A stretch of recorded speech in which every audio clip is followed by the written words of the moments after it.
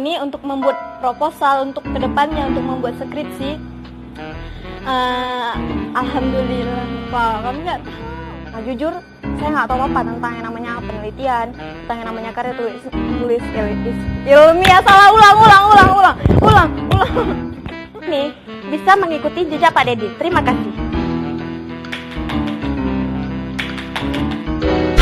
Mengapa tak mencoba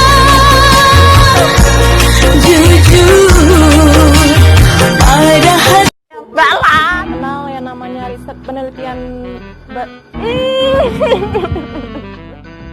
Bala detail dan juga memberikan contoh-contoh dan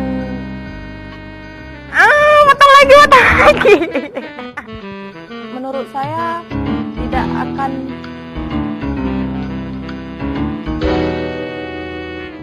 Mengapa tak aja